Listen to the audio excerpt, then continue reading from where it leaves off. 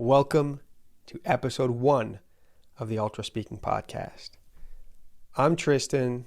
I'm Michael. And we're the creators of Ultraspeaking, a completely new way to think about speaking, and more than anything, to train speaking. Listen, speaking is easy. It's easy when you're talking to your friends. It's easy when you're talking to your parents. It's easy when you're talking to your spouse. So why does it suddenly become so hard when we're at work, when we feel pressure, when we feel watched, when we feel judged? That has been the single focus of Michael and I for the past few years. We are fascinated, utterly fascinated by what it takes to bring that easy into work, into situations of pressure. So hopefully, as we dig into our brains, have conversations, Michael and I together, trying to extract the best insights we've had across these past years, invite people to talk about them. Hopefully we can change your perspective on speaking, on communication training, and maybe even change your relationship with it. If you're struggling right now, there's light at the end of the tunnel. If you know deep down that speaking can be one of your strengths, guess what? You're right. Anybody can make speaking easy in every situation. And that's what Ultraspeaking is all about. In this podcast, Michael and I start off with a conversation, and we get real quick, deep into some interesting insights, I think. The second half to me is where all of the real meat happens. So stick around. There's a lot of interesting topics, the importance of ending strong, what it means not to break character, why speaking is an art and how that can help you, and so many more concepts that might change the way you think about speaking. So without further ado, the Ultraspeaking Podcast, episode 1. So tell me, these days, what's Ultraspeaking to you?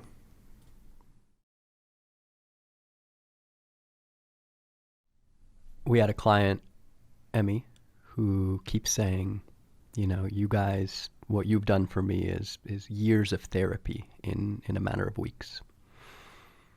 We kind of brushed that off, but the more that happens, the more clients that say that, the more I start to think that Ultraspeaking, that speaking is a veil. It's the thing that is on the outside. And it's a vehicle for us, or our methods, or the practice, to get to something deeper, right? What's the goal of therapy? What's the goal of coaching? It's to become a better human being, right? And so when people want to get better at speaking, they think they want to get better at speaking skills. But I think our belief, Ultraspeaking, is the belief that, well, you don't really need to learn a lot of skills. We all know how to speak. What's more important is, how do you feel in moments of social situations, in moments where you're having dinner and you're like the fifth wheel, right? In moments of being on stage and you prepared something. How do you feel in different situations is going to affect how you speak. But how you feel in those situations isn't just like, oh, this is nerve-wracking. It's, do I belong? Am I good enough? And it's all these beliefs around how people see themselves. So I think more and more Ultraspeaking for me is becoming this vehicle to help people feel like they can be themselves. They belong in every situation. They don't have to change how they speak or who they are based on the situation. And if they can feel that relaxed comfort, like, hey, I can just express myself, the way that I would with you, the way that I would with an investor, the way that I would with kids, the way that I would with anyone, then that comfort, that feeling, or that belief will unlock everything. So how can we help people unlock their speaking? Well, we have to unlock that belief. that I can just be myself everywhere. Well said. I love that. Yeah, to me, it comes down to core work and skill work. And we talked about that the other day. You can't have one without the other. So the core work is how you feel. It's unlocking what's locked, giving you freedom. Where are you coming from when you speak? And the skill work is what most people come to us for. They want to know how to speak more effectively, how to be more concise, how to be more clear, how to feel better while speaking, what to do with my hands, where to look, and all of those. Well, I wouldn't say, no, I'm not going to say it that way. What you need is a back and forth between both.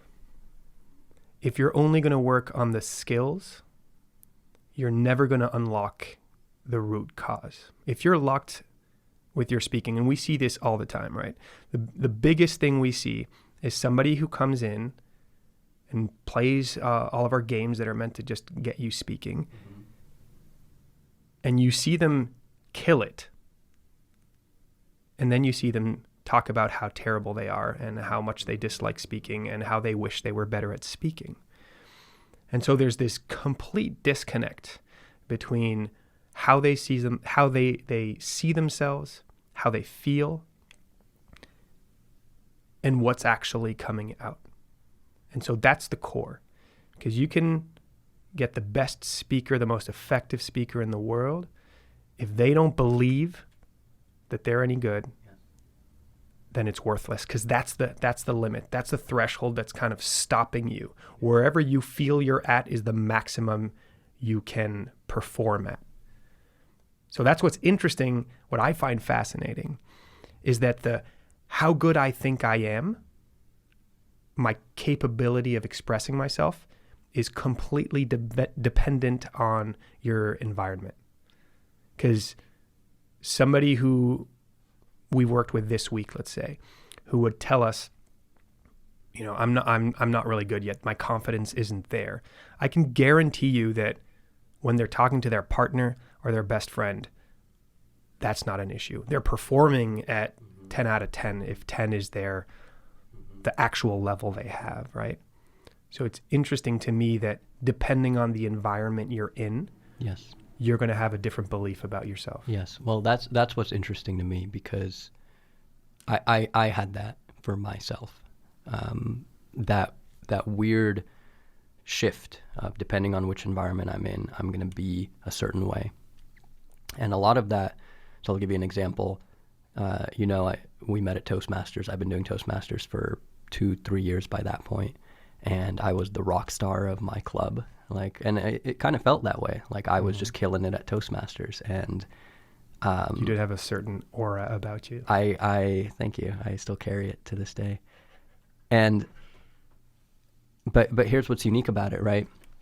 So I'm killing it. I'm building the confidence. I'm building the belief that, like, man, I can rock it on stage. Like, give me any topic, give me any speech, give me an audience. I'm gonna wow them. I'm gonna make them laugh. I'm gonna do all these things. And so I feel like, wow, this confidence, this is seeping in. I'm feeling different. I really feel like a new person. Then I go to Chicago with my wife, and we visit a few of her friends. And we go to this bar with them, and she hasn't seen her friend in ages, so they're catching up.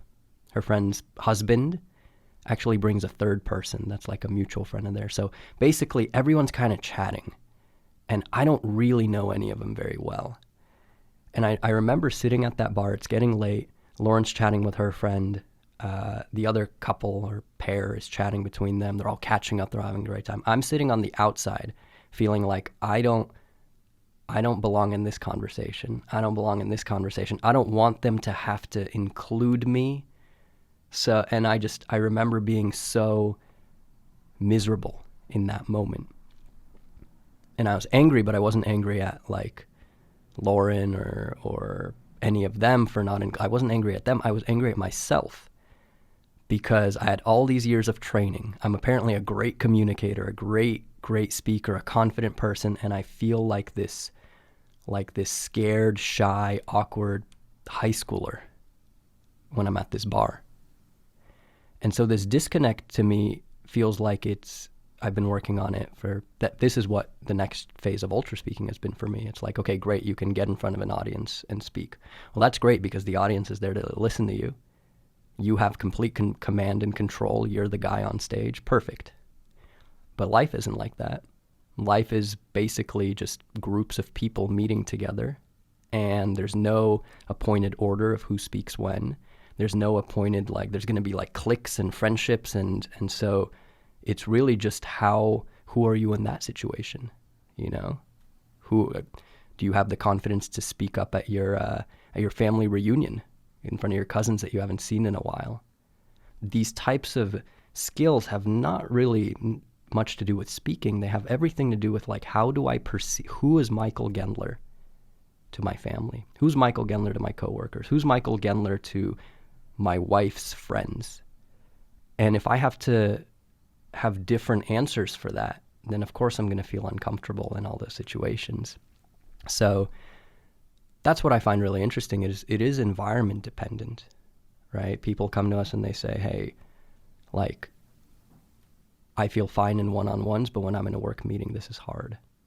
Or I'm good in a work meeting, but then when I'm in front of my direct reports, this is hard. Or I'm good with my direct reports, but when I'm with upper management, this is hard. So there's always an environment where suddenly something shifts in your brain and you're going, okay, it's no longer the same thing. Suddenly there's pressure, suddenly there's confusion, suddenly it's hard. So how do you fix that? How do you help somebody build a belief or build something for them to realize, oh, you know what? It doesn't matter if it's the boss, the CEO, the investor, the daughter, the friend, the stranger. How do you help somebody feel more at ease in all those environments? I think that there aren't that many environments. When you really break it down, you can imagine a few groups. Maybe they're, two handfuls. There's work, there's family, there's friends, there's groups of friends of other friends, groups of strangers. And then within those categories, you can also imagine a different dimension, which is, it's very different to be with your family, just talking around the table and have that moment where suddenly you say something and everybody starts listening. And suddenly you feel like you're being watched. Mm-hmm. That's very different. And then you're being watched by your family or you're being watched by your boss and their colleagues. So there's the environment in which you are, and there's the pressure of being watched or not being watched. Are you on a stage? Are you in a meeting that feels comfortable because you've been there enough times? And I think you have to visit as many of those environments as you can and build comfort within them. And you don't need to do it in all of them, but you need to do it in those that give you the most pressure. Because if you do that, then suddenly when you walk into a new environment, if you feel like you can be comfortable when your family's looking at you and you're speaking, you could be comfortable in a meeting with your boss looking at you, you can be comfortable with a bunch of strangers, then suddenly if you're walking on stage, it's not going to be that different. There's a lot of the feelings you're going to get that are going to be pretty familiar. You're already used to being watched. You're already used to having those kind of stakes. So it kind of reminds me of a story I heard from Brazilian Jiu-Jitsu. Someone was talking about celebrity Jiu-Jitsu players who only train in at home. So they all have their home gym, and then they have one of the best in the world come and train with them. And I could imagine that they're getting phenomenal training. But these guys who were high-level black belts who'd been around for a long time and been to all kind of gyms, they notice that when these guys do visit a gym, suddenly they tend to really underperform. And I think the environment is so different. There's so many stimuli, so much stimuli that's different for them, that suddenly they get into a defensive, fear-led position rather than being in that position where they feel familiar and some form of comfort. And in jiu-jitsu, if you talk to anybody about somebody's level at a high level, they're always going to talk about, well, are we talking sports jiu-jitsu, competitive jiu-jitsu player, or are we talking about somebody who just does jiu-jitsu with their friends? I used to do fencing back in the day, and I loved it. And no way. Yeah, when I was young, but man, I did 3 or 4 years of it, and I got good enough that they called it master at the time. My master or my teacher recommended that I go compete, and I bought all the gear, or my parents bought all the gear because I was 13 or 14. Shout out to Dad. Shout out to Dad. And I was really excited. I was so excited to go test my skills against other people. I was proud that, my master thought I was ready. And it wasn't cheap. I had to convince my mother, but she was excited for me. And I went to this competition, and everything was so different that my heart was beating out of my throat. I was trembling. All my confidence had just disappeared. And I performed incredibly poorly. But not only that, I was against people who were pretty actually good, right? I wasn't that good. I was just starting my competition life. And I got destroyed, like totally and utterly destroyed. To the point where I went in thinking I was pretty good at this, and I left thinking that I was terrible. And it wasn't I'm terrible at competing, I am terrible at fencing. I couldn't do anything against this guy. I felt like a baby. And I went back to fencing. I put all of my competition gear in a locker room. And I cannot tell you where that gear is to this day. I never went back to get it. Somebody one day probably opened that locker and, broke the lock on it and said, well, I wonder whose this is, and just kept it or sold it or something. Your dad is so disappointed. My dad. Shout out to Dad. I'm sorry. But I guess I'm sharing that because for two reasons. One is speaking's no different,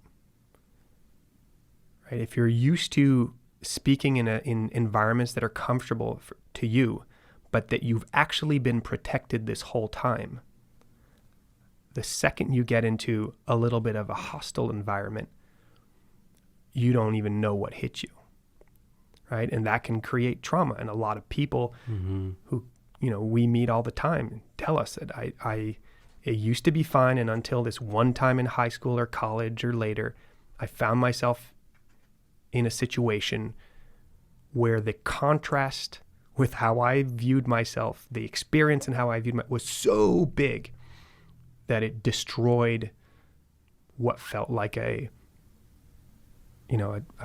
stack of cards, right? The second reason is that as I look back on that experience, I realize just how simple the problem actually was. Unfortunately, I don't know why. Maybe he had something else to do, but my master wasn't there with me. It was just my mom. And she just said, oh, no, you did great, and it's okay. And then we went home, and we didn't really talk about it. And I don't even know how she never asked me, where's your gear, and why aren't you competing? Part of me wishes she pushed me there, but that's on me. But I imagine a world in which my master says, cool, first competition, you've never been in an environment like that. I knew you were going to get destroyed. Let's go back to practice. Let's build up the stakes, and let's come back. I want you competing every week now. And within 10 it's going to feel like normal. Mm-hmm. So if we bring this back to speaking just for a second, because I want to jump back, there's another really important lesson there. All that really means is, if you're listening to this and you have had that experience, realize that it's just perception. It's no different than 13, 14-year-old Tristan going to that first competition and getting his confidence destroyed. Mm-hmm. The solution is not getting better at fencing. It wasn't even a problem with my level. What scared me the most was how far under my actual level I performed. Yeah, Gary Kasparov says, I just listened to his podcast with him on it, of how the reason he would get upset at himself losing is because it just meant he made a mistake. It just means he knows he underperformed to his. It's not that he was outplayed. He rarely got out. Even with the computer, he didn't get outplayed.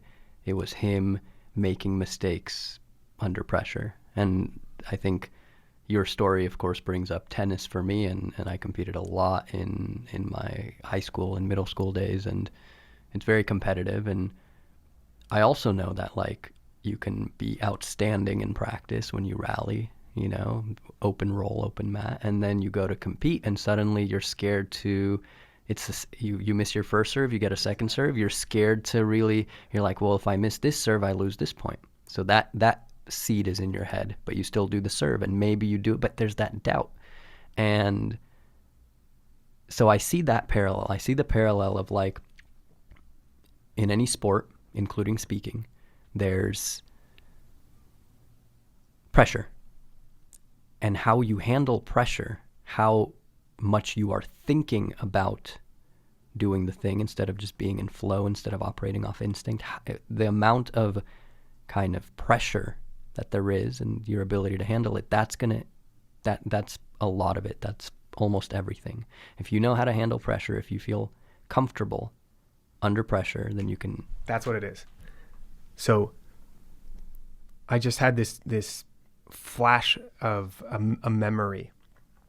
I think his name is Mike Musashi, something like that. He's also a jiu-jitsu player, but he's one of the best in his world at his weight class. This guy is absolutely incredible, and if you were to walk past him in the street, you would not think twice, but that guy can kill you with his little finger.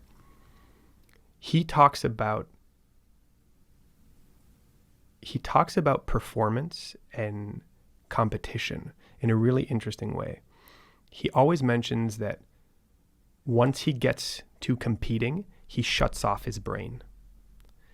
And he gets so good at entering flow that he actually has moments where he feels like he wakes up in a position.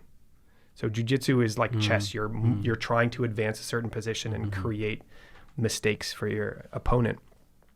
But he'll do something will happen, and he'll be so deeply in flow that his body will react and do all kinds of things, and then suddenly he wakes up and he's thinking to himself, oh my goodness, I can do an arm bar from here. And that makes sense, because in jiu-jitsu you practice a lot of the same snippets of choreography. You practice the same sort of move over and over. Not all the moves, but you practice enough fundamental moves that when you're operating on instinct, you enter a sequence of moves, that thing is going to be so habitual, especially at the professional level, that a lot of that will happen on instinct. Well, it's about getting out of your own way, right? We talked about this the other day. You can learn a skill, right? But you don't forget that you're learning. When you get to the moment where you want to perform your skill, you have to forget all the techniques, forget all the learning, and see, well, what is left there? How do I get out of my way? So in jiu-jitsu, he says, like, if I start thinking, just like imagine a boxing match, if you start thinking, what am I going to do? His hand is coming in my face. It's done already. The practice had to happen before. You get a hand thrown to your face enough times, and you practice the movement enough times that the second it happens, you haven't even realized, but you've already slipped the punch. So it's no different in tennis. When you get to your match, you should actually forget all about it and completely lose yourself in just playing, in just entering flow. And my poor young self at that fencing match started to think about everything, right? And started to overthink it. The worse it got, the more I was thinking, wait, how should I do this? How should I? When the solution was the most counterintuitive thing in that moment, the solution was stop the thinking, just do. Yes. And in speaking, it's no different, right? We called our first card game Speak Before You Think, because so much of our games, so much of the apps and everything we do, when it comes to the performance part, to the part where you're actually speaking, is how can I get you to forget about all the training? How can I get you to forget about anything and everything you ever thought about speaking and just speak? Because the beauty of speaking is you've been training at it your entire life. Yeah. So cool. You have to have some training, because this is where the core skill conversation kind of gets a little bit funny. If you're playing tennis and you're 12 years old, or if you're fencing and you're 12 years old, and you just say it's all about being in flow, it's all about just playing, it's about not thinking, well, that's great, but you are not going to win. You are not going to win if all you do is just focus on that, right? Because so much of tennis, so much of fencing is skill work. It's getting the muscle, it's knowing what to do in different situations, right? So much of speaking is the same thing. Think of it like flying a plane. You're flying a plane, everything's cool, left engine fails. Now what? Right? That is a scenario that if you have never trained before, right, not only will you just not be able to handle it with flow, but you just don't know what to do. In speaking, people don't know what to do when their mind blanks. People don't know what to do when their joke doesn't land. People don't know what to do when they feel their heart in their throat and everybody's looking at them and they're saying, okay, I get that it's not about the pressure. I get that it's all in my mind, but I also get that I'm feeling all of it right now and it's overwhelming. And so people don't know what to do in those scenarios. They haven't trained them enough. And so there's this dichotomy where, yes, the solution is, if you just never thought about your speaking, if you never thought about the fencing match, if you never gave it any thought, you just showed up, you just said, I'm ready, you do it, you would have been great. You would have played to the best of your abilities. But you played it up in your head. You said, okay, I have a match coming up, I got to compete. Okay, I wonder what he's going to do. Am I ready? You have all these thoughts and you've entertained them, and so they place some doubt. So now you're thinking about fencing instead of just fencing. So I get that the solution is stop thinking about your speaking. Stop. Who cares if it's the CEO or your mom or your friend's friend's friend, right? Who cares? Why are you playing it up in your head? So I get that is the ultimate level of like, just speak. You know how to do it. Just be yourself. But I think the reason ultra speaking exists is because getting to that state is so hard without any training. To just flip that switch is almost impossible. So I feel like you have to, I almost see ultra speaking as a sport. You have to practice getting reps in losing your train of thought. You have to practice pausing. You have to practice handling adrenaline.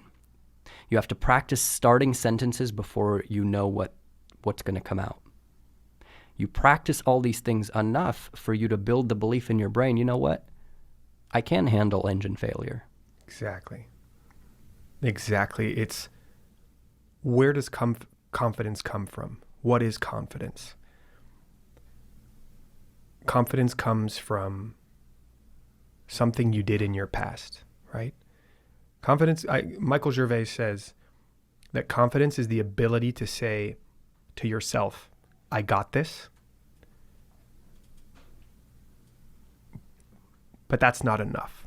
It's I got this linked to multiple instances in the past where I indeed had that, where I indeed made it. You have to earn the right to tell yourself, I got this. You got to prove it to yourself. Exactly. So if you're going into your tennis match and it's your second serve and you missed your first serve and the moment's important, in order to get into flow, in order to short circuit your own thinking brain and just knock it out of the park, you have to have put yourself in situations where you only had one serve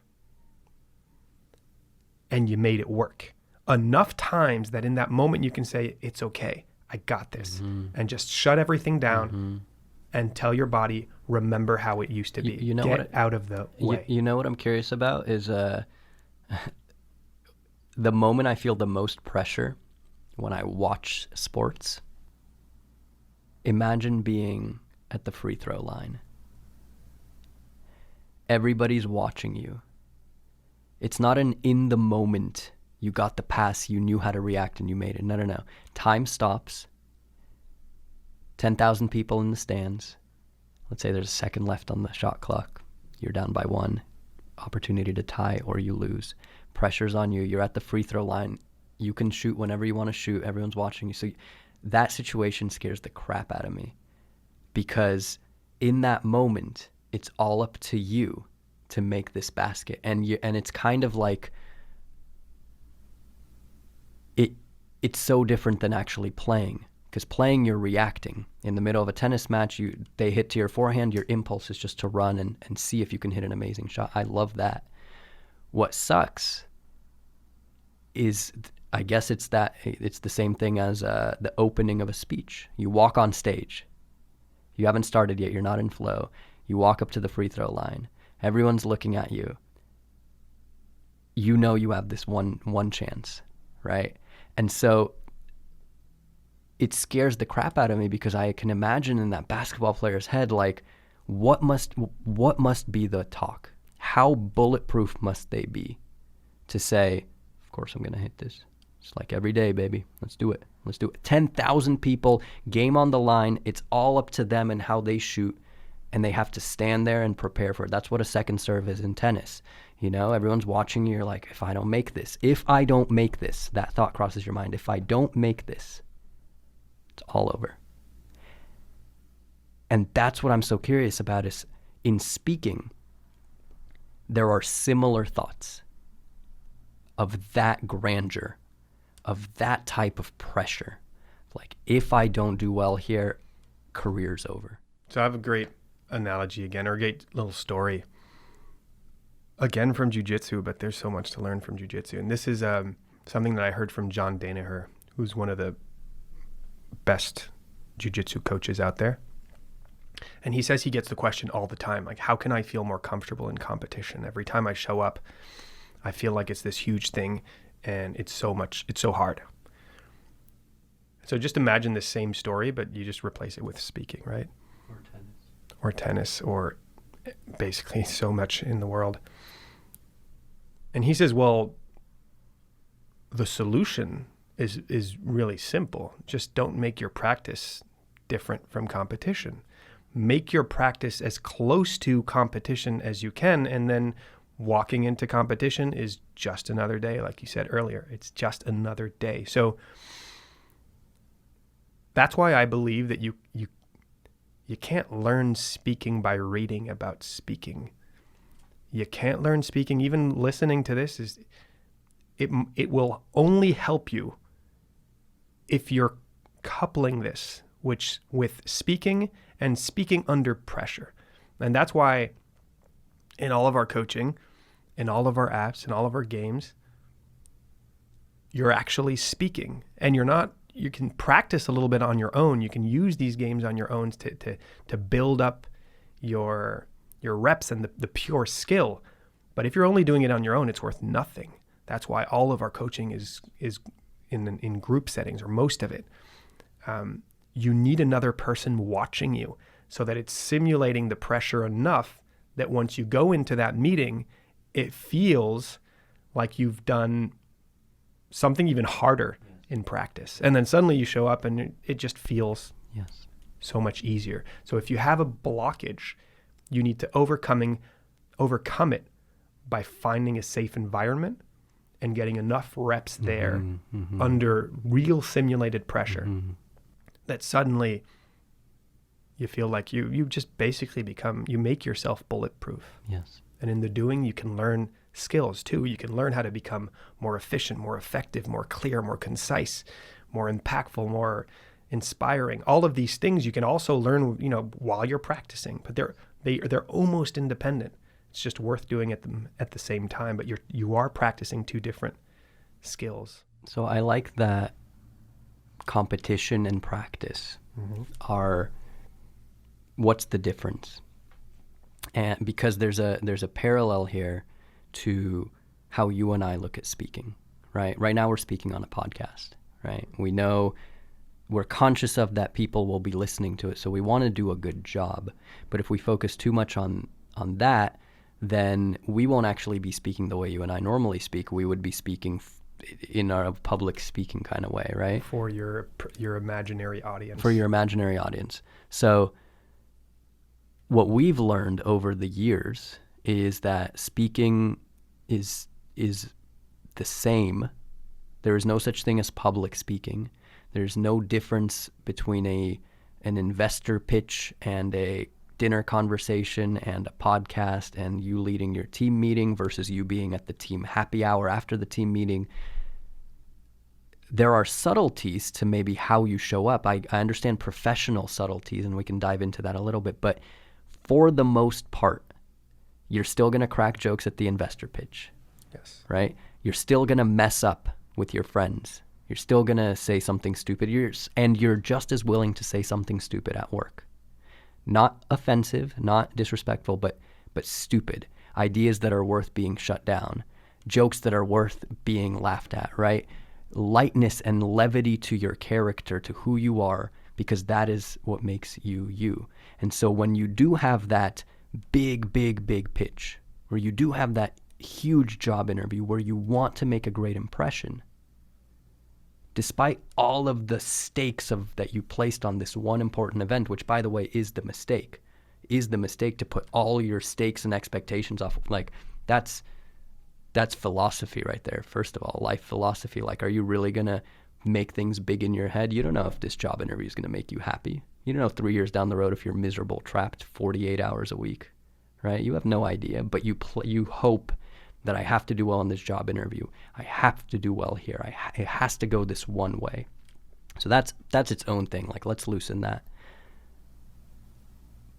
But when you treat each time you speak with the exact same mindset, the exact same training, when your conversation at the grocery store, you are just as on and yourself as when you are in front of your team, as when you are with your partner.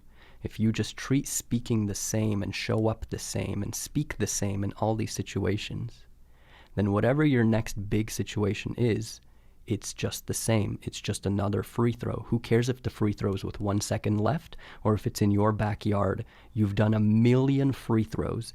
The next one is just the same free throw. Yes, the environment might be different, but you don't have to shoot it in any other way than you normally do. It's just another one. So, what's the game that we've created? I still don't know if we call them games or apps. We'll find out one day. Or sports. What? Let's call them. I want to call them an app for right now. So, my question to you: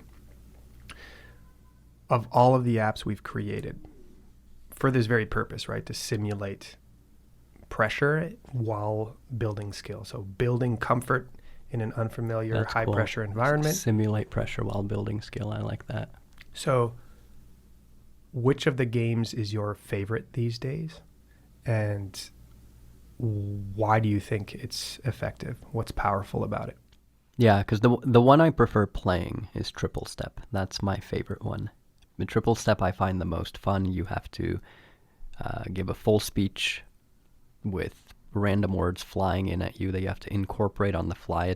I like it. I also like how Harry Mack freestyles and people throw him words and he like randomly integrates them. It's just a cool kind of party trick, party skill. And my brain works in that way, and I've met a lot of people whose brain works even better than mine in that way, obviously, because there's so many people who are good at this sort of like analytical, sharp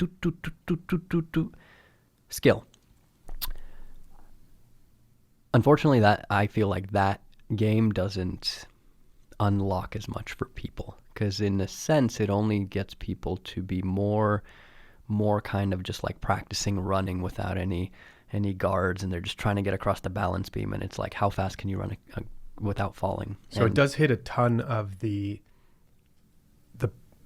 practice, like practicing with pressure, right? Because you have to integrate those words, and people are looking at you, and you have to be making a speech at the same time. You have the risk of looking dumb. Yes. Is what's going to be in your mind. So you are building comfort in a high pressure scenario, which is half of the party, right? Yes, absolutely. I actually think it's a huge confidence game. It's a game that tests a lot, because every word is meant to throw you. It's like to punch you while you're on the balance beam. It's meant to set you off balance. So if you can still find a way to get through and say something meaningful and have the words, like you're building not just a brain skill, but bulletproof confidence. Because you have to believe you can do it. If you don't believe it, it's going to be impossible.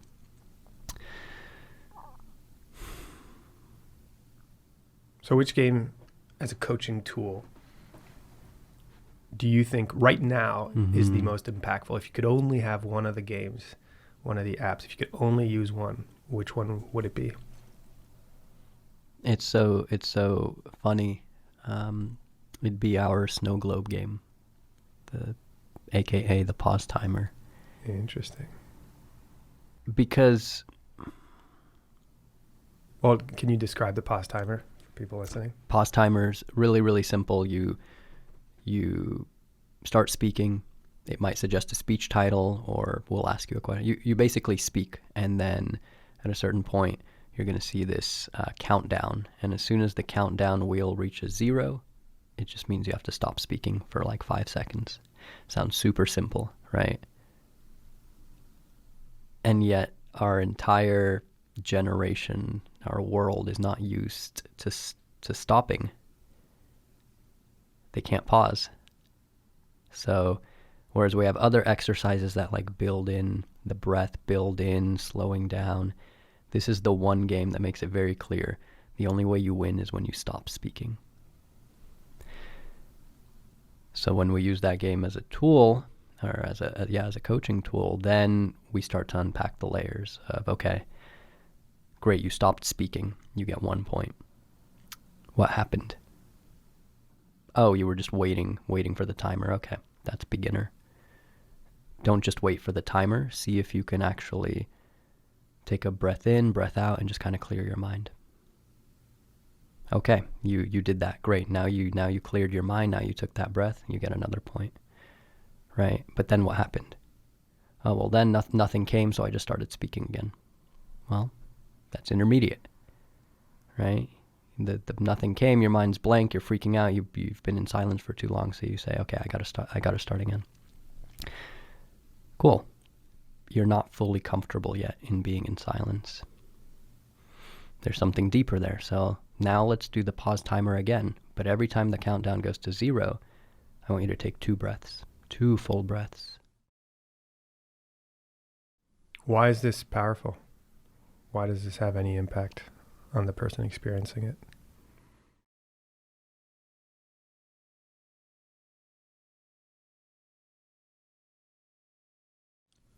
Because it's like snapping out of virtual reality. There's something about the pressure of the moment that sucks you in, and the adrenaline that just like makes everything like just so like you're like picture the movie Limitless, where it montages him like cleaning and running and doing this and doing that, and just like here, and then he's out at night, and just so fast paced, so as soon as that click happens where you actually feel the silence, it's like you went, you snapped out of that energy, that rushed, anxious, go, go, go energy. And you just have this, it's not even perspective, you have this feeling of like a mountain, this just like grounded, in control. You're able to access a state of being in which you feel so much more present, so much more in control, so much more like yourself, so unhurried. And so you get so much clarity from that state, so much clarity. So it's not that your speaking improves, your thinking. Your thinking improves.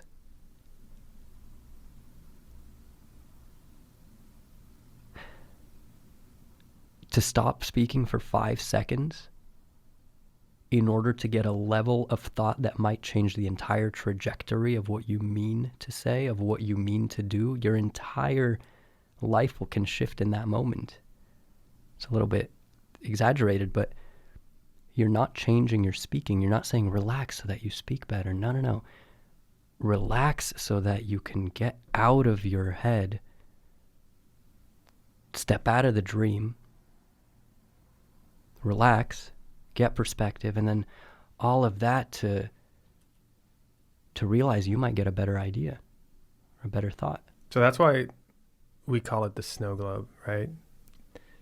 When you're speaking, you're shaking the snow globe, and all of the snow is covering the landscape or whatever's behind what's in the middle of the snow globe. And that's what you're trying to describe. That's what you're trying to say. It's like, I let you peek at something. That's kind of the idea that comes into your mind. And I hide it from you. And I say, now describe it. And so you start describing this thing, but as you're describing it, there's snow everywhere. And then after a while, you describe what you remember, but suddenly you stop, or you start getting a little bit of doubt. Wait, what was it? What did it look like exactly? And in that moment in speaking, it happens to all of us, right? You're speaking and suddenly you forget, or it gets a little bit fuzzier. That's how speaking is. There's always those moments. And a lot of people just start speaking even faster, right? And you're running after your thoughts.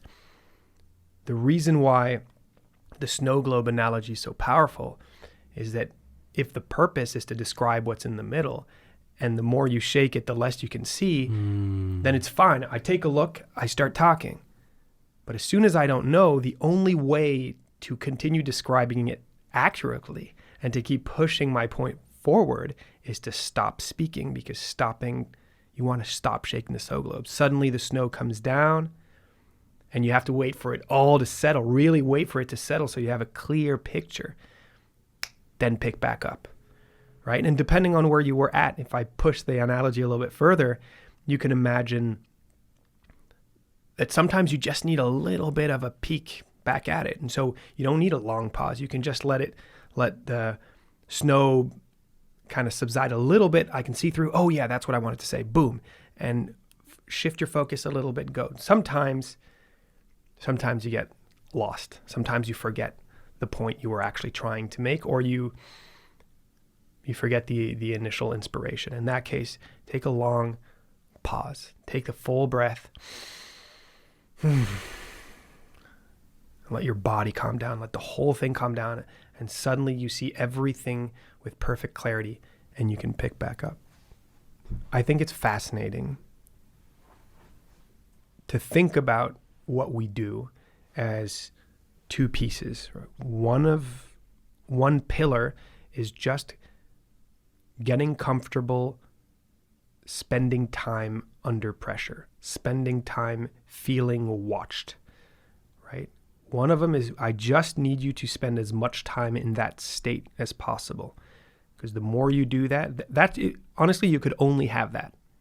If you spend a ton of time in that state, being pushed around and being kind of like stimulated, and you could stay in it, then I promise you can speak to anyone, anywhere, in front of as many people as you'd like. You're going to stay, you're going to feel like yourself, you're going to feel incredibly rooted and solid. You really don't need the other piece. But if you want the other piece, that's everything that has to do with skill, right? It's the first one, getting familiar in the uncomfortable, getting familiar being watched, that's the thing that sends your message, right? I'm communicating, I feel something, and I want to convey it to you, and now I'm shooting that thing out effectively. But now I can shape it more or less well. And the shaping of the message that I'm trying to pass on to you is all of the skill side. And a lot of the principles that we teach, like, that's interesting. So so this side, which feels like the pressure, how you handle pressure, that thing controls clarity of thought, in a sense.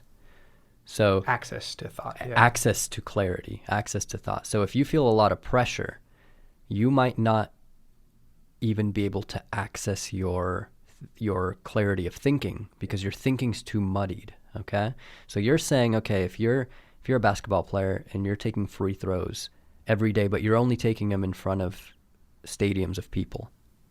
If your only practice came in stadiums with, you don't even need a stadium. Are you just doing free throws at home by yourself, or are you doing it with your friends and playing a game where, hey, let's all go and play horse, right? And everybody has to throw while everybody else is looking, and while I feel the pressure of need to perform. So if you just spend enough time performing in front of people, whatever skill it is, you're going to build the skill of performing in front of people. That performance, that pressure is not going to affect you as much because you're so used to it. You've done it so much. You'll be able to feel like yourself regardless of the pressure. Exactly. So now that you're able to feel like yourself, you're able to think pretty much at your peak level. Think at the level of your thinking. It's not blocked by doubt and pressure. Exactly. So now that's half the battle. The other half is, well, do you have the skills to express this like messy sensation of thought and impulses and the thing you think you want to express? Do you have the skill to put that into words and put those words in sentences in a way where you're able to accurately clearly depict the thought that's in your head? Yeah. And so one of those skills is so simple that you might want to overlook it. And it's what we call ending strong. And basically all it means is that when you end whatever you're saying, whether it's a speech, an interjection in a meeting, a question, an answer to a question, regardless of what you're saying, when you end with clarity and a projection of confidence. Yeah. That's all it is. Yeah. Why? Well, number one, people remember the end of experiences more than they remember the beginning. So even if you floundered your way along, if you can end strong and powerfully, that suddenly becomes the lens through which they will digest what you just said.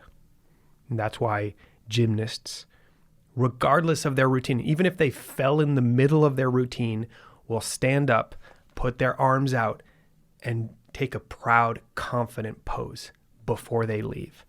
And that is not random. I promise you, someone at some point started doing that, and all the other coaches realized, wait a second, why are all the people who are doing this confident thing at the end that looks just like a peacock pose, why is that? Why are they getting better notes? Because the feeling you're left with at the end instantly becomes the filter through which you're analyzing whatever was said or digesting it. So if I finish my speaking or I cut myself and I say, you know what, sorry guys, I don't even know if that made sense. I just totally lost my train of thought there. Sorry. Well, suddenly I'm giving you the lens. I'm saying, hey, can you look at everything that I just said through this lens of, I don't believe what I said. I'm not sure I believe what I said. I'm not sure. I think it was confusing. Can you look at it and tell me if you also think it's confusing? So by ending strong, the gymnast essentially decides to send a signal to the judges that says, I did a good job. Because if she sent the opposite signal, which is like, I know I stumbled, I know it, I'm going to put my... then you are literally sending that signal. So you get one chance at the very end to send a final wrap-up signal to the judges of what they should feel, of what you think they should feel. And I think what we're saying is there is no benefit to you to send a signal of doubt and hesitation. Any other signal than a signal of confidence. Even if you don't know what to say, right? I could stop and say, and that's why ending strong is important. That was a strong ending, right? That's a strong ending. Although I said nothing, I just said ending strong is important. Or I could even say, and that's what ending strong is. And that's that. Yeah, I could, if I feel inspired, make it something more interesting, right? I could say, so if you're speaking, I want everybody who's listening to this, I wish I could tell the entire world, hey, there's this low-hanging fruit. All you need to do is just pluck it out of the tree. Just end strong, and already you're going to come off very differently in all of your interactions. And if you're coming off differently, if you're bringing on an air of confidence, you're going to start feeling more confident. So now I'm giving you an ending with substance.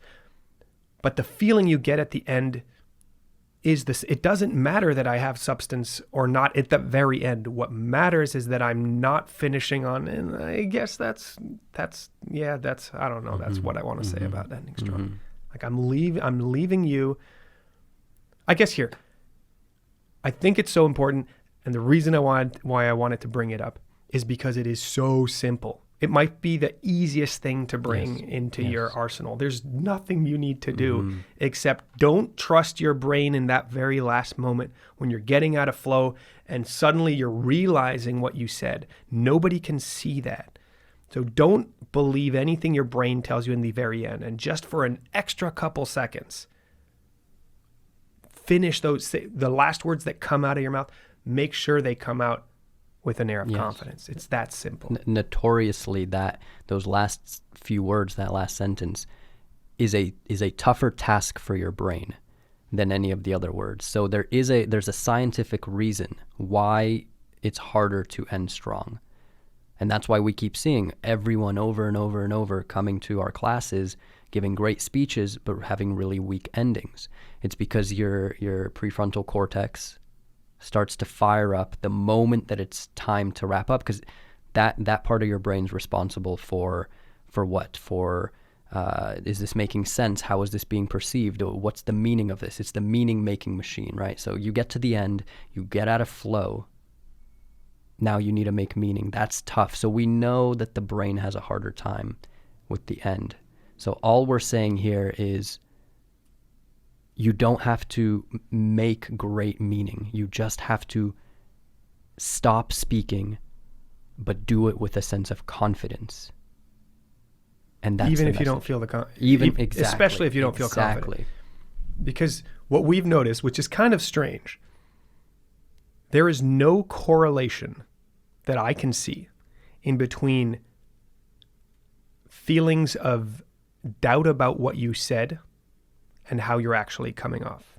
I do think that people who end a tirade feeling like, wow, I think I knocked it out of the park, there's definitely a correlation. A grand majority of those people probably did a pretty good job. But what we see all the time in our group sessions is somebody's going to say something fantastic and then destroy our impression of it by just totally breaking character, ending incredible, just saying, sorry guys, that was horrible.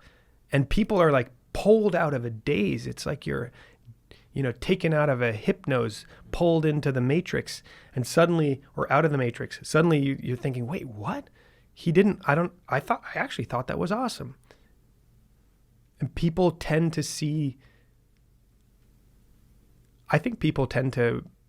think that we make more sense than we think most of the time, right? That's what we see, at least. So because there's no correlation between you feeling doubt about what you just said, if you made any sense, and how people are actually feeling, is probably inversely correlated in a sense.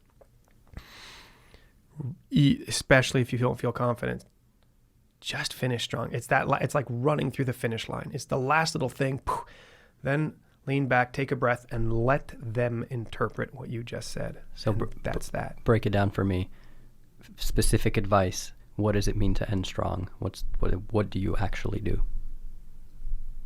You just say something that sounds like an end. So if you don't know, you say, and that's all I have to say about that. Right? I could say, sorry, that's all I have to say about that. I think that's weak. So that's all I have to say about that. Or thank you. That's a really easy one if you're talking to an audience. Just say thank you to show that you're done. Say it with confidence, and that's it. Stop speaking, say thank you, and you're done. And if you feel inspired, then whatever that last thing you say, that is the inspired thought, the call to action, whatever it is, you reiterating the message you're trying to convey, you do that with a sense of confidence and authority. That's what you want to give off. It's one of those rare things that is simple and honestly pretty easy. It's not that hard to do. We tell somebody to do it, and then usually they do it either instantly or within a rep or two, right? There are other skills like taking a breath, pausing and speaking, where that might be the most powerful one, but the hardest one to integrate because it's tied into self-worth and so much more. Yeah, I mean, so is ending strong. And the reason people don't feel confidently ending strong is they start thinking about what they said and they go, I don't know if that was good. I don't know if that deserves a strong ending. I don't want to be inauthentic and tell people I'm confident. But I think you touched on something about meaning, where speaking's like painting.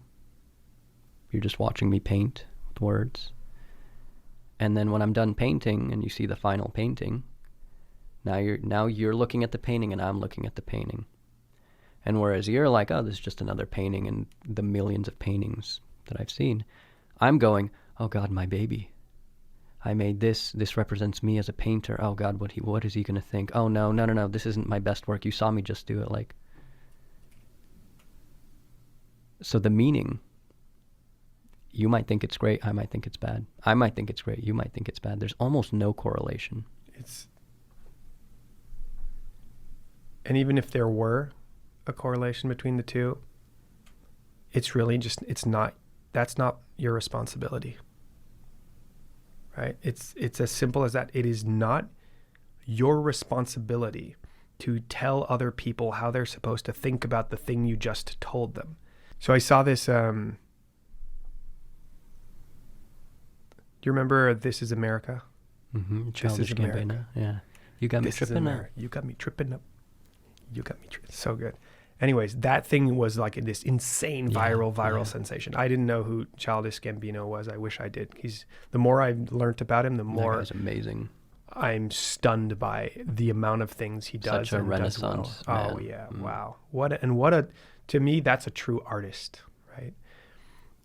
And as soon as I saw I was so impressed and fascinated by what that thing was. And impressed by the virality of it that I wanted to learn more about this guy. And I stumbled on an interview where the interviewer asks him specifically to explain something from the video. And he says, I hear a lot of people talking about this from the video, right? Or this from your clip, sorry. And he says, how do you interpret that? What does that actually mean? And I was so impressed to watch this guy, right, where everybody would feel so much pressure to answer that question. And he said, oh, no, I'm not going to answer that question. My brain exploded then. And he said, well, I've created the thing and I've put it out in the world. And my own interpretation of it, that's ridiculous. Why would you want that? That's for me. You make your interpretation. That's what art is. So who am I to tell other people how they're supposed to interpret this? That has nothing to do with the purpose of art. I finished my work. It's done. It's out there. And if you're going to get something out of this that has absolutely nothing to do with what I put into it, it doesn't matter. I could not even agree with the interpretation you make out of it. It doesn't matter. It's not about me. And I think it's the same as speaking. I think speaking is an art. Speaking is the art of expressing this burst of inspiration we have within our bodies. It's a mix of gut instinct and thinking and memories, and we just have this perfect storm that appears, that brings up some sort of a thought that is not yet constructed. And speaking is the art of trying to convey that out and trying to download it, to transfer it to another human being with as little loss as possible. But it's not even with as little loss as possible. Well, that's only part of it, because if you think about it, we are so imperfect as machines, compared to a machine maybe, that the thought isn't even there. We're also building the thought as we're speaking it. Otherwise, it's not the same as reading a book where somebody already built the full thought, and you're just seeing the final product of a passage he went over and over and over and over. Writing is not writing, it's editing, right? But in speaking is not editing. Speaking is on the fly. How well can I develop this idea while I'm transferring it to the person in front of me? So if it comes down to that, then you are actually creating a piece of art.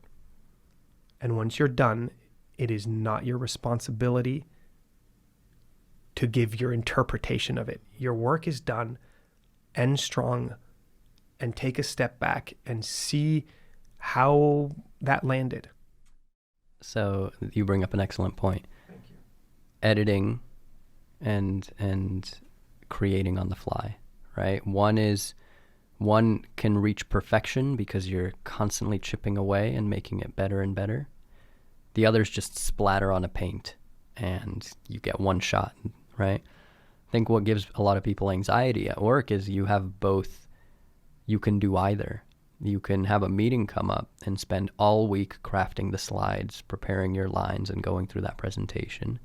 And let's even forget for a second that whether you feel it was good or bad, let's say you did an outstanding job. You know, I've seen you put a lot of time in something, you can make it a world-class presentation. So let's imagine that guy does it. But then there's Hannah at work, and Hannah looks at Jim, and Jim spent the last 2 months prepping for this all hands. And he does a phenomenally crafted, it's funny, it's sharp, everything is perfect. And then Hannah's going, oh my God, I have to get speaker training. I have to learn how to tell stories. I have to learn all of this because, wow, like I can't compete with that without having to prepare. So maybe Hannah doesn't hire anyone, but she says, you know what, I got to spend 2 months now. And so now we have a culture at work where any meeting, any presentation, it's just to communicate simple info. But now people are spending weeks just training their ability to say the words, just training their ability to craft the slides, just all this time wasted. Memory. It's training their memory, right? It's just trying to store the edited version into memory and then trying to act it out as close to what it might look like if it were actually spontaneous, right? So it's almost a lost cause, and if you think about it, right? How well can you deliver some people actually, I'll take that back. On talk shows, a lot of what people come up there and say has actually been scripted. Mm-hmm. I don't know if it's word for word. I don't actually think it's word for word. They've told the story a lot of times. Yeah. They've gotten the reps in, and it has been edited, and they're pretty solid at pushing that out there and looking natural. But these are professionals. They are, most of them, professional actors or performers. For most of us, learning something by heart and then delivering it looks like you learned something by heart and you're trying to deliver it from memory, right?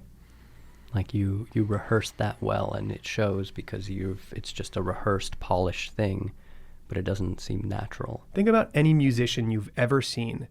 Have you ever walked out of a concert and said, that was absolutely astounding? It looks like he knew how to play every single note. Like, wow, it looked like he rehearsed it so well. No, on the contrary, what you hear from people is what it looked effortless. It looked like he was completely in his flow and just not even that. There was literally effortless. He was just, I'm going to take my guitar and sing a song to you guys. That's what mastery actually looks like. It looks like it's easy and effortless. So I'm confused here, and I think other people might be too. We're saying kind of two things. We're saying that the guitarist is effortless, but because he's put in thousands of hours on the guitar, right? So Jim or John or whatever gave a flawless presentation. He spent 2 months working on it, right? So I think I'm at a crossroads. Hold on, I'm at a crossroads here of, well, what do you believe in? When it comes to, you have a meeting coming up, you have to speak daily at meetings, but then you have some bigger what is your belief around, I need to prepare versus I can just show up, be myself, say, like figure out the one thing I want to say, and I don't need to think about it at all? Where are you on that balance? Because people do both. I think both are fine. I think both are totally fine. Look, if you're going to speak at a wedding and you feel like it's so important and you really want to convey something very precise, and you only have one shot and it's going to be filmed, right? And they're going to keep this for the rest of their lives. And you have 6 months to prepare, then by all means, workshop it, edit it, like think about it. And then ideally you have the range to give yourself some space on the big day. And now you know it so well. There is such a thing that you know it so well that now you can improvise around it, right? The core is still there, and you can navigate it with just such ease that you can so easily just add a little joke or add a little acknowledgement or take on it. But if you feel comfortable in those kind of situations, then you'll have that space. But the reality is most of the people we work with work, and they have jobs where they need to be presenting every week or every other week, even once a month. Imagine you have a solid job where a lot of it is asked of you, or you're putting a lot of pressure on yourself. And you don't have hours upon hours every week to spend on preparing a presentation. You're going to want to be doing the work. So that's where I think it becomes so incredibly valuable to learn a way of preparing that doesn't take a lot of time.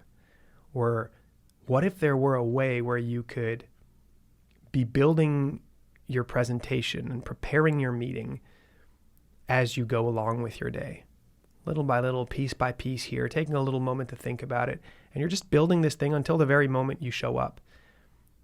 And when you show up, you have a few ideas in mind, and you know where you're going to take it, and you know what the one most important thing is that you actually want to say. Well, then you have this beautiful mix where you spend all your time doing the actual work, and your training was just getting in a good state. And then you just deliver it with so much more ease and spontaneity. If you can bring that to work, that's a total game changer. I'm going to make it real for a moment. So I had to train some teachers today on how to lead classes. And that's a realistic work scenario. You have to present, you have to train your sales team. You have to give a training on something, right? Most people I know would pick 5 things they want to say. They'd create slides for them. They'd practice. They'd rehearse it, right? What I hear you saying is, don't come unprepared. Don't just show up and say, okay, guys, well, what should we do in this training? Spend pockets of your day going, okay, what actually matters? What is it? Is it telling them how to use Zoom? right? Is it telling them a thing about Zoom? What is the most important thing? So maybe you start thinking, okay, what's the biggest mistake? What's the biggest mistake teachers make? Or what's the one thing the greatest teachers have in common? And you just start thinking about it, and you're like, okay, you know what? Ending on time is important. I'll talk about that. But really it's about, and then you go, what is it about?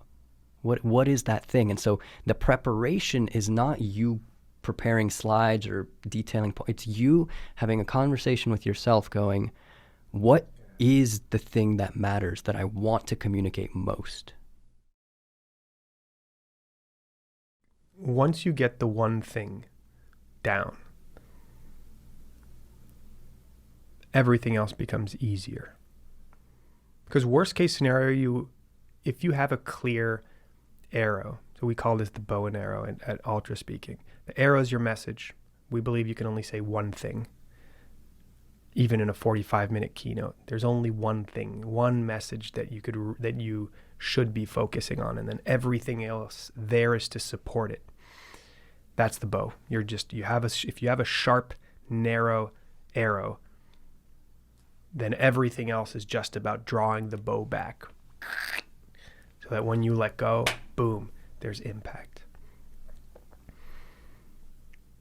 Honestly, if you have a sharp enough arrow, a sharp enough message, or one thing that you want to share, that's enough. You could walk into an investor pitch, a meeting, you could walk in with your boss. If you are absolutely crystal clear on the one thing, that will be enough. Now you can make it better by having that one thing clear in your mind, and then drawing the bow back enough, right? And adding to that, what would be the most effective way to convey this message? And then you start thinking about that, and as you're having that conversation with yourself and with other people, you're building this thing, and you're realizing, it would be cool to have this little anecdote in that really seems to hit. Also, this part might be important to add. And suddenly you're building this thing, and you're like, you want to talk about a pancake anecdote, and then you want to talk about a part that has to do with training, and I'm just inventing here, and you want to start off by making sure to acknowledge that your mentor, Eric, is the one who kind of inspired this. Let's imagine that were the case. Well, then you're walking into your meeting with only 4 things in your mind. Number 1, what is my one thing? And number 2, the 3 pillars you're going to hit. So I know I have to mention Eric. I know I want to do the pancake anecdote, and I know I want to talk about training. I just got 3 or 4 words in my mind, and I'm walking into this meeting with a degree of freedom that will be absolutely unparalleled. Let's talk about breaking character. Don't do it. Do not do it. But this is interesting, because breaking character is almost more important in training than it is in the real world. This is specifically one of the foundational principles in learning at Ultraspeaking. What it means, it comes from theater, I believe. What it means is simply, when you start speaking, you are not allowed to break the fourth wall. You're not allowed to stop at any point and say, sorry, and start talking to us as if we weren't the listener. Sorry, I totally messed up there. Can I start over?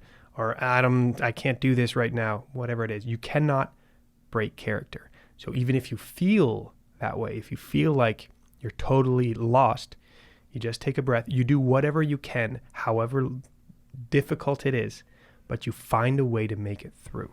Yeah. Why is that so important in training? Our games make it even harder. The purpose of our games is to make speaking more difficult than real life. So we throw random words at you. So we tell you speak with more energy, with less energy. Okay, now do this, now do that. We're trying to constantly throw you off balance, right? We're trying to overload your brain. So at some point, your brain will say, this is impossible. I'm stumbling, I'm losing it. Like I've gone way off track. This game is too hard. And your impulse is going to be, okay, stop, let's start over. I'm done. It got too hard. If we don't allow you to do that, if the only way to lose at a game, according to Ultraspeaking, is to give up mid-playing, then you're training your brain to give up when it gets really, really difficult. What you're missing out because of that is you're missing out the part of recovery. You're missing out that extra squeeze of a moment where you realize, oh no, there is no escape latch. I'm not allowed to just hit the eject button. I have to stay in it and face the pressure, face this humiliation, face this moment. And in that moment, your brain, seeing that there's no way out, is forced to do something. It's forced to stay in it. And all of a sudden, the idea comes. All of a sudden, you remember the word. All of a sudden, your brain delivers and you figure out a way out. And you just earned yourself a strong droplet of the skill of recovery. So if you give up in training, then you are guaranteeing that the moment it gets hard on competition day or on speech day or in the meeting, your brain's default impulse is going to want to give up.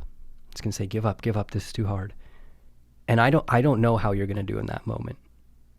What I do know is that if you practice Ultraspeaking games, and no matter how hard it gets, you find a way to stay in it, you find a way to keep going, and you train your brain to always keep going, then on competition day, your brain is going to have the belief that no matter how hard it gets, you're going to find a way out. You're going to recover.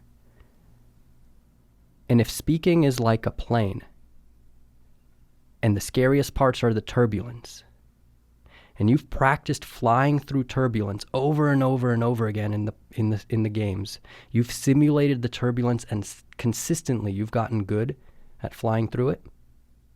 Well, when you turn off the simulator and you go fly a plane and you get turbulence, you're going to know what to do. You're going to be fine. It'll be smooth. That's why you can't break character. Ever. But especially in training. Because when you break character in training, you're robbing yourself of a hugely valuable opportunity to recover. Yeah. Because again, there's the skill and there's the core. And in not breaking character and forcing yourself through the uncomfortable, you are building the skill that's going to allow you to recover in any situation, regardless of the complexity. But at the same time, you're also building up your confidence. And they play into each other because fear, doubt, lack of confidence, those are like tumors that are growing. And if you give it attention, if you let the tumor grow, then eventually it's going to start pushing against something and you're going to start having symptoms. But as long as the tumor's tiny, as long as you have it's only a seed of doubt, which you don't entertain because you are confident that you're going to recover, and you're confident because you're going to recover. Why? Because you've had so many reps in the past in situations at least as difficult, and you've recovered. So you know that I say, oh no, it's fine. I'm going to find a way out of this. Boom. That the confidence comes with it.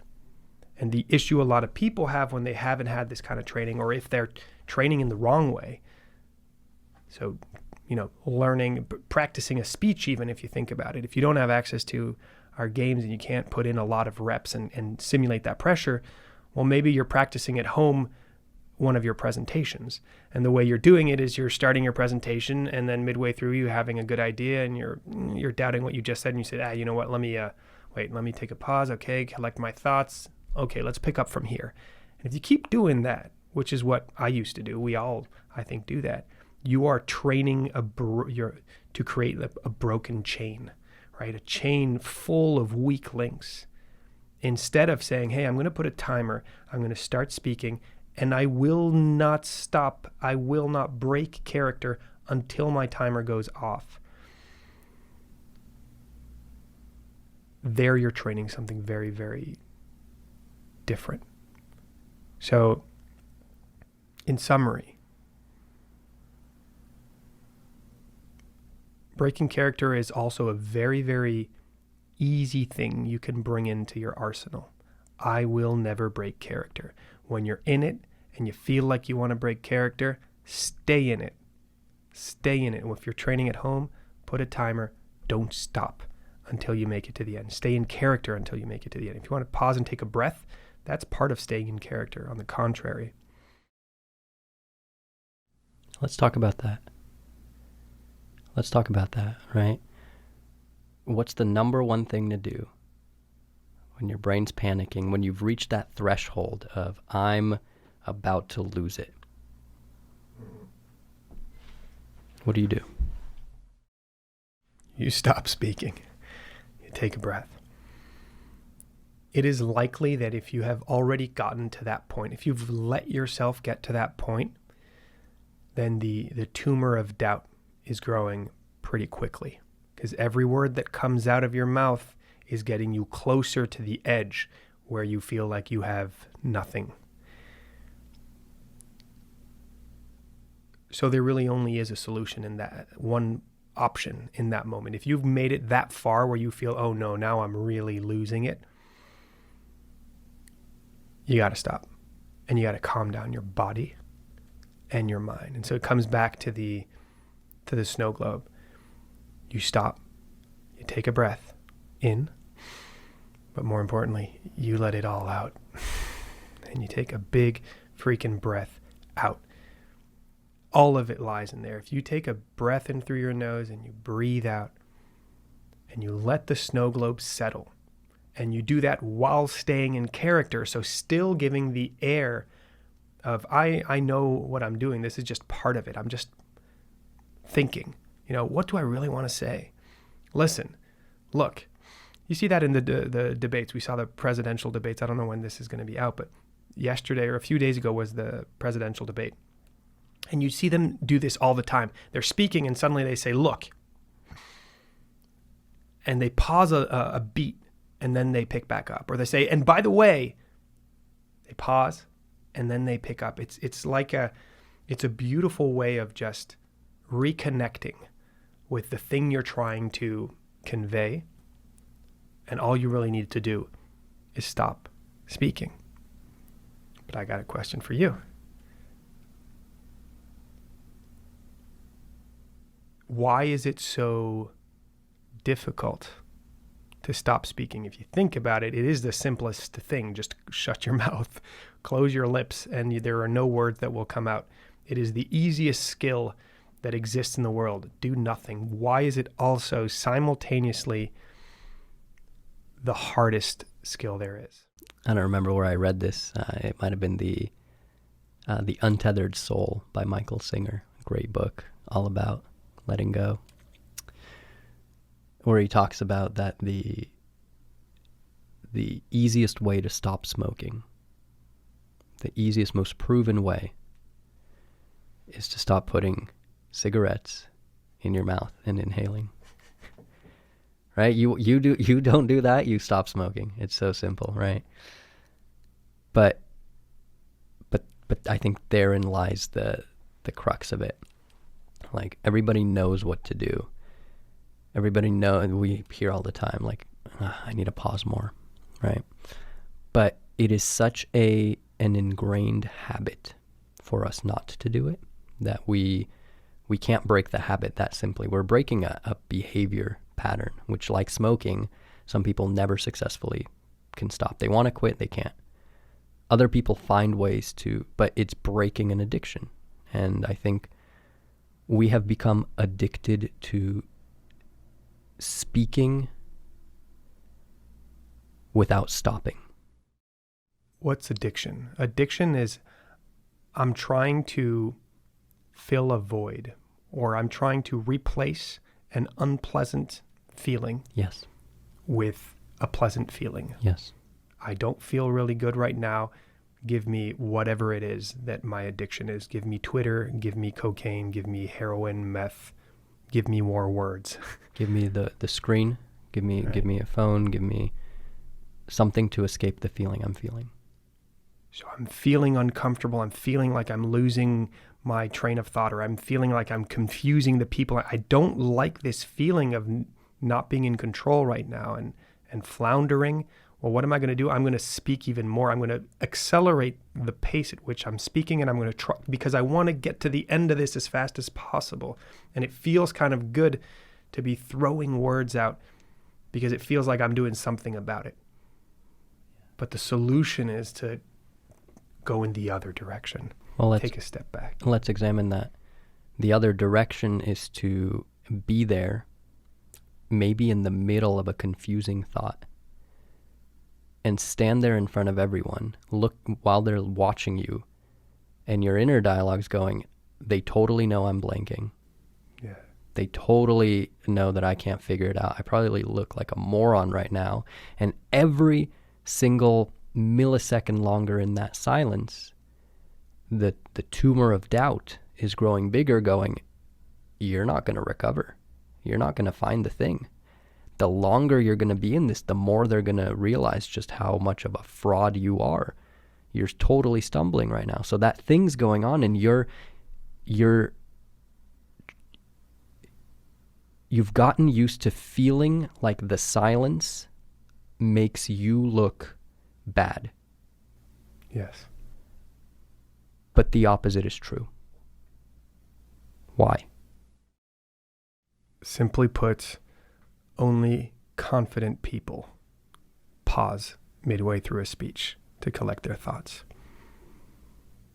And we have no idea what's happening internally. What you feel is not what people see. So it doesn't really matter if you're pausing because you have no idea what to say. If you're pausing because you're blanking, and you're pausing because you're confident and you're in control and you're composed and you're just pausing for effect to let something land, or you're pausing to go a little bit deeper into what you're actually saying. If you don't break character, it looks the same. And I experienced this firsthand. My first speech that you pushed me into without a script, because when I started this whole journey, I was the kind of person who would write every word out of their script and then learn it and try to act it in the most natural way.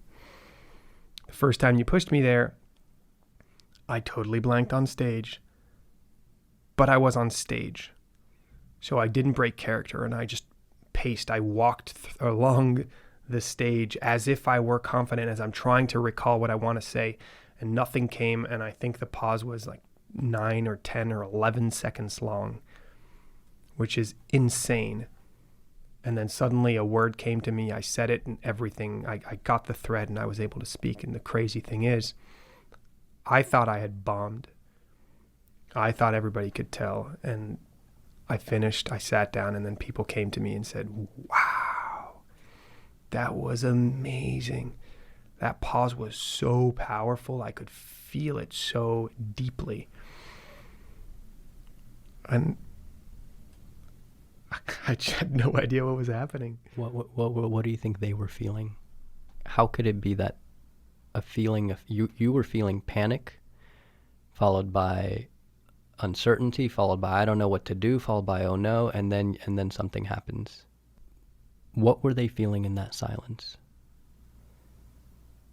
You were going through panic, anxiety, doubt, and then you finally figured it out, and that took you 11 seconds. So that was negative feelings the entire time. You're saying you came off as powerful, as like, wow, that silence, I felt that. What were they feeling, do you think, if not panic? I've spent a lot of time thinking about this and analyzing this in all of our training and coaching, because I find pausing and breathing just absolutely fascinating. If I had to guess, here's what I think the journey is for the listener. I'm speaking, and as I'm speaking and telling stories and anecdotes and just following my own train of thought, people are building a story in their mind. People are building this beautiful three-dimensional thought bubble of something. Either it is exactly about what I'm talking about, or it is inspired by what I'm saying, and it's sending them on an inspired thought. It doesn't really matter. In the first seconds where I pause, people are going to still be wherever they were. So they're going to be in that thought bubble. There's no more noise, no more input. So they can put the last little pieces together, close the bubble, and kind of come back to the moment. So the first, let's say, 1 to 3 seconds of that pause, people don't even realize that it's a pause really yet. They're kind of in their thought, finishing their thought bubble, and then suddenly they appear. Suddenly they realize, they think, and everybody has felt this, right? This feeling of, whoa, wait, something's happening right now. That's the second that happens right after your thought bubble finishes, and suddenly you're aware of the fact that there's a speaker that's not speaking. And if you were to pick up then, that's magical, because that means everybody's suddenly back at the same point. All of us, the speaker and the listener, are back in exactly in the same point. So when you pick up, we're all picking up together. But if you stay in silence, which is what I did because I didn't know what to say, then something kind of different happens, because you had this beat, this rhythm to what was happening. Suddenly you're pulled back in, you connect, and there's still more silence. Then is the moment where you're thinking, wow, this is powerful. Maybe there's a little bit of unease, but the good kind of unease. Like there's a little bit of friction. I'm kind of poking you subtly, right? And so, because you're left with the thing you constructed, mm-hmm.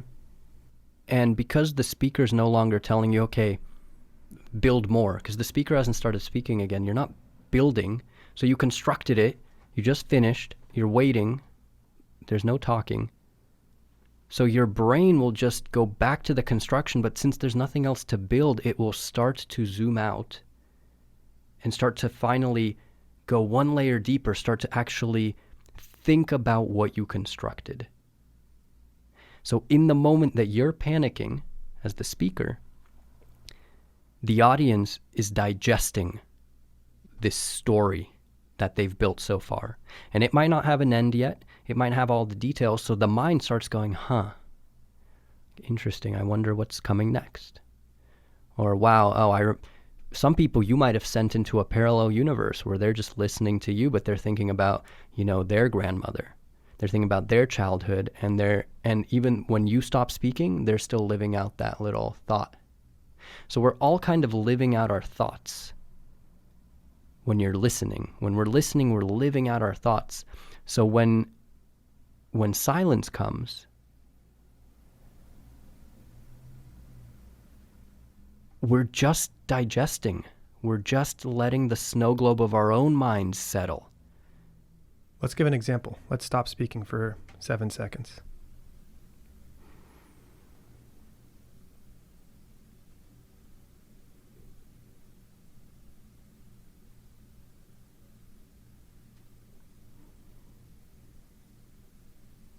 That's closer to 15, but if you were listening and if you were with us, then you probably just lived through that thing we were just talking about. Suddenly your brain finished its thought bubble, then realized that there was silence, then thought about the fact that there's silence, then wondered what's coming next.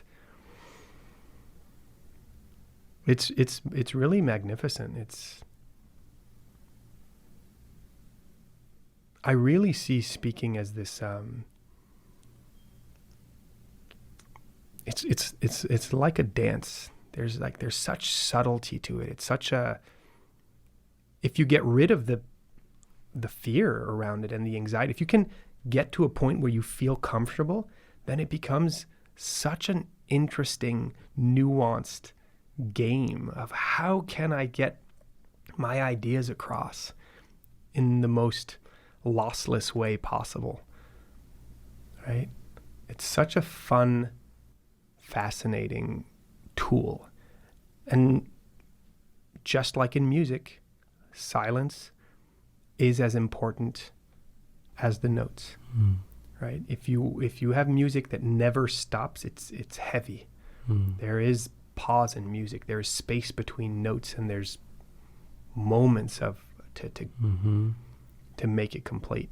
That's speaking. To get the most effective way of speaking is very similar to music. There's musicality to it. There's range, there's pacing, there's tempo, there's intensity, there's different types of feelings, and there are pauses. Okay, dude, I have a question for you.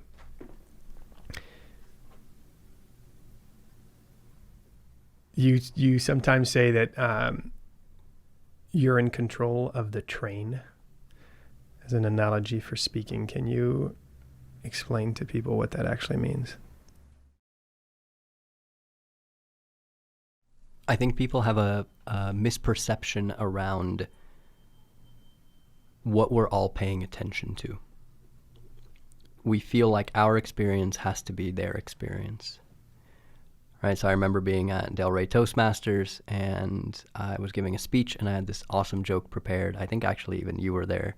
And most definitely. It was, I'm opening, everything's strong, and then I get up for my first joke, and I say it, and nobody laughs.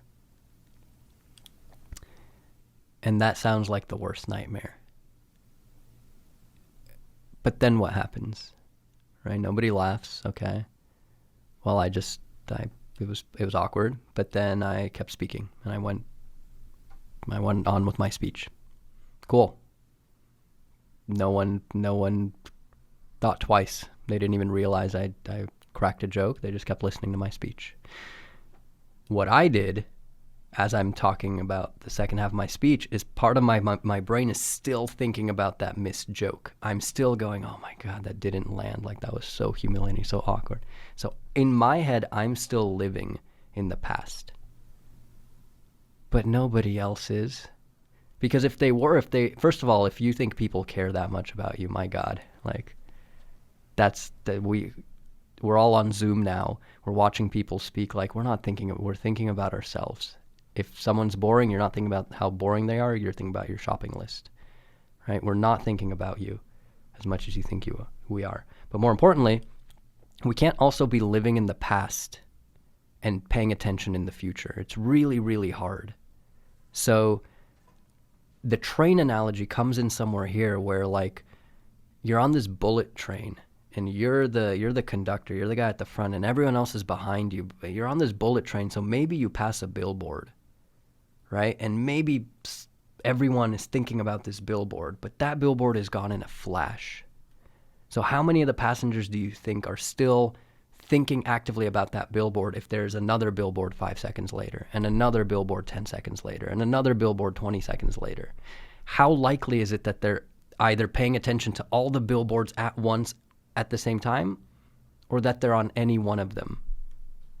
You just keep passing billboards, you keep thinking about them, then you pass another one, you forget about the last one. You're always on this train heading towards a destination. But we feel like the moment a mistake happens, the train pulls over, we stop, and that thing is unforgettable now. But it's not, because if that thing was that distracting, people wouldn't be able to focus on what you're saying now. You can't think about two things at once actively.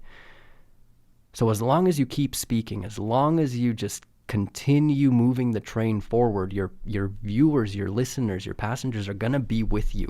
They're staying with you. So you might have had a tough moment. Just come back to what you're really trying to say, pick up steam, get back into flow again, and everything that just happened is ancient history. It doesn't matter anymore, right? What matters is, where are you right now? And if you regain your train of thought, if you regain clarity, if you come back to focus, everyone else will too. They're on the same train, and they can only see where the train's at in this moment right now. Practice it, test it out, play around with that. If all it really means is just keep on speaking and let go of the things that happened as you were speaking because everybody else already has. It's as simple as that, but it is creating a habit out of it. So breaking a bad habit, if you have one, of lingering on things that I stumbled on a word or I said something that felt confusing. Let go of it. Stop lingering. Remind yourself of that and get back into what you're actually saying, because other people are already there with you, waiting for you even. Speaking is like a train. Speaking it is not linear like we think it is, right? If you're listening to someone speak, if you're speaking, you think that every word counts because that's your expression of this feeling you have in your body and in your mind. But when you're listening, you are not listening to the words. Otherwise you couldn't go in and out of somebody speaking and still get the whole thing. You're building it and you're filling in the gaps. And you're just focused on adding the next piece to the sculpture that you're creating as you're receiving the bits of information from the person across from you. So let me say this.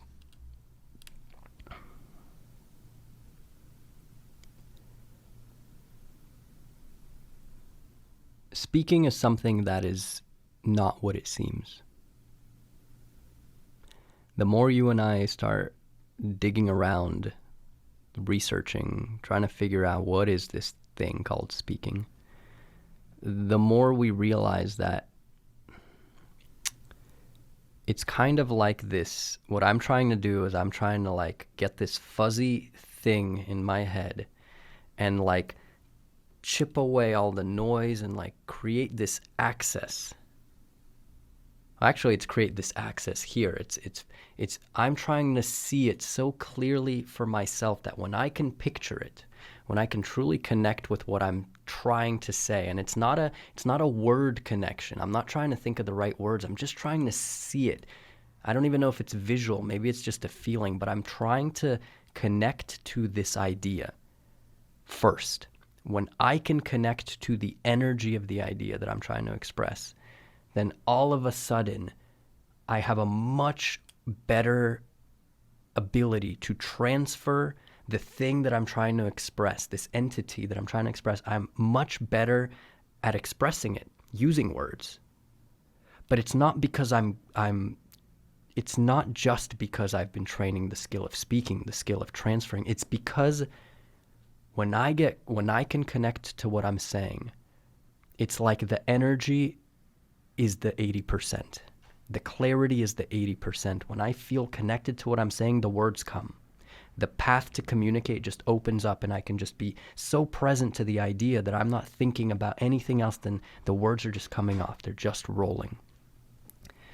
So there's something to that where the more we research speaking, the more we kind of discover that we're not teaching anybody how to speak. We're not teaching them techniques to pronounce better or to, we're trying to help them connect with the thing they really want to say, connect, feel it, see it, be with it. Because it's like plugging into an outlet. As soon as you can connect to that thing, that you're going to be supercharged with clarity. And it's that clarity that will unlock your communication. And if you pair that with the ability to feel like yourself, even in a foreign environment, then you have a game. Then suddenly it becomes really, really enjoyable. So bottom line, we are insane nerds when it comes to speaking. And we have spent the last almost 4 years thinking solely about this and this side of speaking, not speaking, ultra speaking, what it's like to pair feeling like yourself with skill in any environment. And this is what the podcast is about. It's just going to be us nerding and going as deep as we can into this as we continue to discover more.